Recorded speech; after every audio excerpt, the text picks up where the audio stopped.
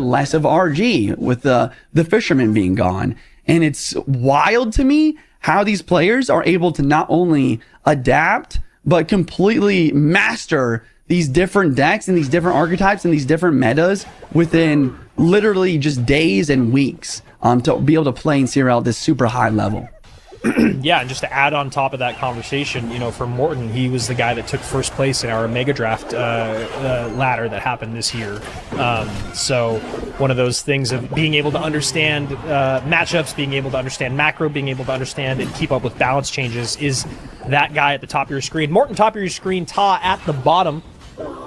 Morten, also known as maybe the greatest 2v2 player of all time. Him and Sam also were first place in that 2v2 ladder that happened last year, I believe. Looking like, let's see, Royal Giant, bottom of our screen, question mark, and there it is. Yeah, Royal Giant. Graveyard, most likely. Versus Graveyard. This is interesting. I think that most of the time when I'm playing Graveyard, it's versus RG, it's pretty 50-50, but this time, Morten's got a Giant Skeleton, even has Ice Spirit. But the Fisherman, that's the thing, is the Fisherman is so good versus this Giant Skeleton, and he does a great job of pairing it with that Hunter as well. But still, good counter push for Morten here. And that Rhino should get on top of tower without the charge, but still some damage comes in as it gets a little shove there from the Monk. 2694 to 2745 on this opening battle. Yeah, I think the nice thing for... Yeah, I'm just like really trying to still analyze this matchup. Because I think the nice thing for Morten is the fact that he has two tanks. Because, I mean, we talk about it a lot, but RG is kind of a tank bait deck. You know, sometimes you need a tank for the Monk. A lot of the time you need it for an RG for DPS. And a lot of the time you need it for the Fisherman. But Morten having the... basically the Dark Prince and the Giant Skelly, I think is pretty solid. On the other hand, TAA also has the Log. The Log is usually pretty good versus Godput, so he's going to be able to break through there. A lot of different dynamics here that I'll be interested to see who ends up winning this one. That's a great Fisherman pull to pull that Giant Skeleton out of Princess Tower range, so that tank for the Graveyard is taken off of the board. Goblin Hut, not a bad defensive building to have. You know, Goblin Hut does have a decent amount of HP here, and you get some gobbies to pop out to create a counter push. So we'll see how that matches up against this Royal Giant as the game goes on. One thing that you were talking about the other day on your stream, Juicy, was that E-Spirit maybe not quite as good at cleaning up graveyards now that Graveyard's, skeleton population has changed a bit. The way that they populate the board, E-Spirit maybe not as effective as it has been in the past. It's true. I think that, I don't know, the other thing is like, these players... Oh, wait! He's going for the King activation. This is a really risky play. But it does play, pull. though, going up against Graveyard. But look at the Dark Prince on the right side, Andrew. Oh, my goodness. At what cost, we always say, for the King Tower activation. So now Morten does have a huge lead. And now maybe going to have to think a lot more about defense and poisons as this game goes on with that King Tower activated. TAA going for the macro win of activating King Tower against Graveyard. But again, as I said, at what cost, as that tower is down to 1100 HP on the right-hand side.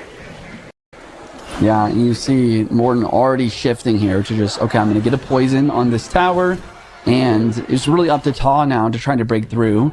RG in the back, but once again, these Giant Skellies and these Godputs are going to continue to block the lanes pretty well. This is that was a fascinating decision to make by TAA. We'll see if it pays off. This is why I love CRL, is, you know, those decisions that these great players make. They don't always work out, but maybe that was the killing blow for TAA. We're going to find out as this game goes on. A little bit of reflection there by the Monk as this Evo Snowball comes down to get that RG off the tower, but just look as at quickly his as that left RG... Oh, the skeleton! Oh, wow, goodness. Just enough kiting there, but the Dark Prince maybe connects. No, high Monk, as the RG does not get a shot on the right-hand side. 16-10, 9-18. Incredible plays by both these guys. Morten creating a ton of pressure in the opposite lane. No, the Fisherman doesn't pull in time. and the Dark Prince gets a hit. RG doesn't break through as well. Man, this is crazy. The Log just keeps being forced down the Dark Prince, and he never has it as an opportunity on offense to break through the Godput. Morten, once again, like I was saying before, his tenacity, his aggression, his best defense here is just keeping up pressure with these Dark Princes, with the Giant Skeletons, and here comes a final Graveyard Poison, and TAA knows it's over. Wow, what a great play from Morty Boy. How many times did we see a Dark Prince followed by Spear Goblins, followed by a Furnace coming down the opposite lane? It was just, I mean, that's the thing that I've always commended Morten for, is he is always happy to switch. No matter what the matchup is, I'm always, I love all these players. I've been doing this for 9 years at this point, right? So I've seen all of their journeys through the competitive scene. Morten has always been one of my absolute favorites. Love to see him come back into the competitive scene, play that first game well, but he's got a tall order in getting the sweep against TAA here. Also, a great clippable moment for anyone watching when Juicy said, "Dark Prince, no." That was one of my highlights of the day already. I was looking at that fisherman's like, that thing is not gonna pull in time. But yeah, the Dark Prince is it's such a versatile card, because it's a tank, it's got a shield, it has that charge attack. It's just so good on defense and offense. But enough about the previous match. What do we have here in game number 2? Roll Hogs from Morten. There's a couple different kind of variations of this Roll Hogs deck. There's a more quicker cycle lightning variation with the Tesla, and then there's this Evo Cage version, which is really good versus giant skeleton type decks. I think it's probably going to run Fireball and maybe even a Magic Archer hero as well for Morten here. And then on the other hand, we have TAA with this hero balloon plus Eggsy NATO deck, which we've seen a little bit about. It's definitely one of those decks where it requires like a lot of patience and a lot of precision, because sometimes it can be difficult to break through.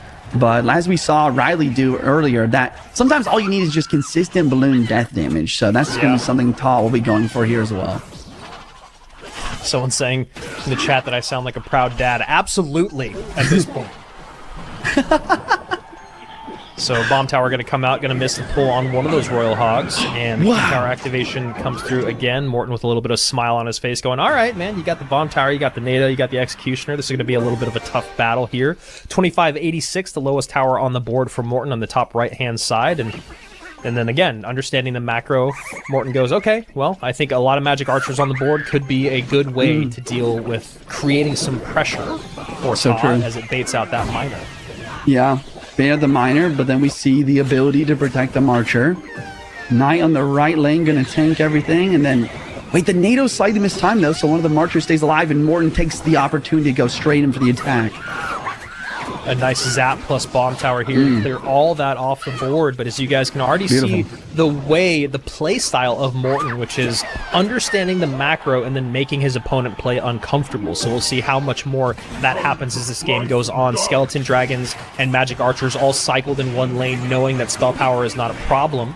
And we'll see this. Miner goes to the back, maybe thinking that the ability might come through, maybe just going to an awkward spot for Morten. What a nice NATO. Wow. The Executioner going to get even more shots on tower. And it pushes that Brawler back and hits the Marcher, taking the tower down to 1157 as we continue here with just a minute and a half left of overtime.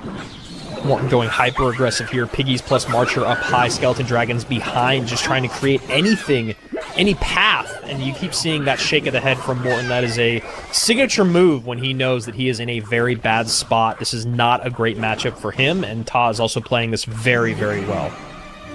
Another balloon coming through. Good timing on the Royal Hogs, the pressure, but the Bomb Tower, especially with Fireball, that's the big thing here. Is like, how are you going to break through the Eggsy? How are you going to break through the Bomb Tower with this Fireball? The Fireball is almost completely useless in this matchup, other than maybe some sort of defensive capability. Yeah. So that being said, it really just comes down to, can Morten get a Magic Archer connection? I think that's what he really is going to need in this scenario. And a NATO here as Morten decides to defend that Magic Archer with everything he's got.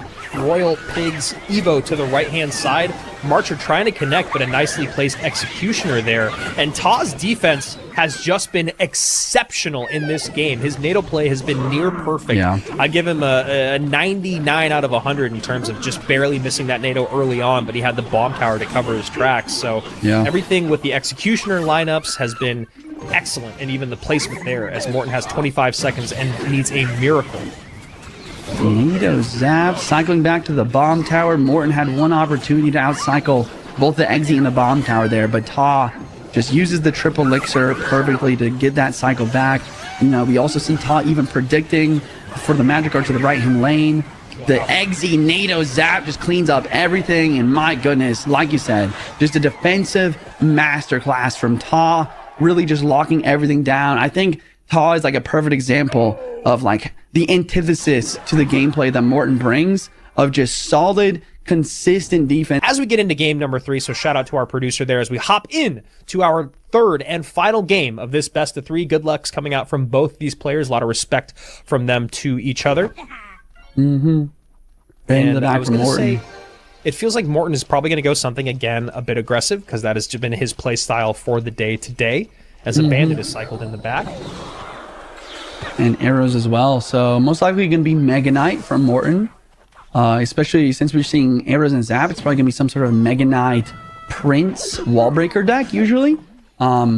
This is like the one instance, it's funny you just brought it up, this is like the one instance where it really feels like Mega Knight is kind of a win condition, especially when paired with the Prince, the minions, and the wall breakers. And then TAA, on the other hand, with this hog deck, and this is almost exactly what this Mega Knight deck is good for, so Morten's probably pretty happy with the deck pick here. It's really just good at shutting down hog decks, because you drop the Mega Knight on the hog, you counter push, and when you have that massive pressure with the bandit, with the Prince, sometimes it's going to get difficult for TAA to get these defenses to happen.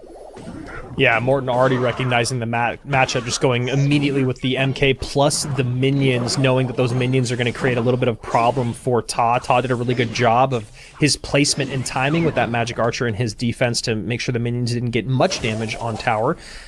Morten behind by just a bit, 2780, the healthiest tower, or excuse me, the lowest tower on the board for TAA, 2735, the lowest tower on the board for Morten. Wow, and a Spear Empress. He's got Spear Empress instead of Prince, and it looks like Morten is also bringing the Hog Rider as well, just to have a little bit more consistent of a win condition.